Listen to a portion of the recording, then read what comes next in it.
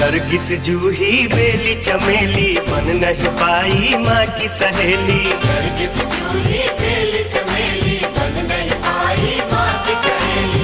अड़हुल फूल में खून है कैसा, अड़हुल फूल में खून है कैसा, राज ये आज सुना दे रे मालन, तू ही बता दे रे मालन, तू ही बता दे।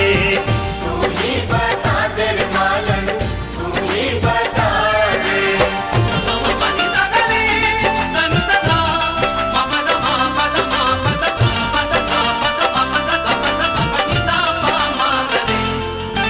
गेंदा गुलाब चंपा फूलों में है ये प्यारे, क्योड़ा या रात रानी इनके बड़े नजारे। सूरजमुखी के जैसा कोई फूल नहीं है, सूरजमुखी के जैसा कोई फूल नहीं है।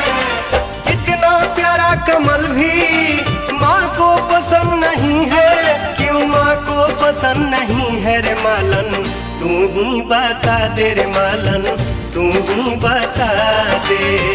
तू ही बता दे रे मालन, तू ही बता दे।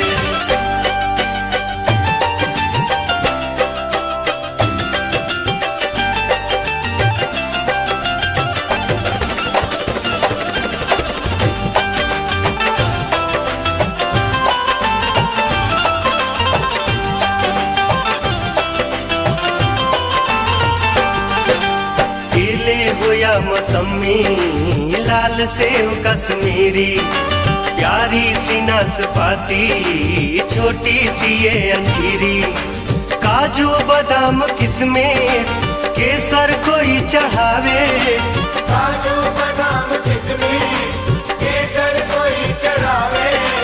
क्यों छाक और लवंग ही माता के मन को भावे, माता के मन को भावे रे मालन, तू ही बता दे रे मालन, तू ही बता दे। तू ही बता दे रे मालन, तू ही बता दे।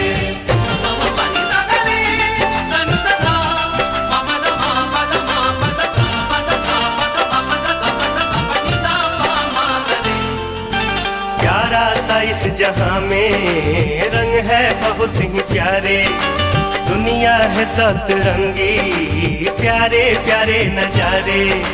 हरा हो या गुलाबी, नीला हो या हो पीला, हरा हो या गुलाबी, नीला हो या हो पीला, माँ को पसंद न जाए क्यों लाल रंग ही नीला, क्यों लाल रंग ही नीला रे मालन, तू ही बता दे रे मालन, तू ही बता दे। तू ही बता दे रे मालन, तू ही बता दे।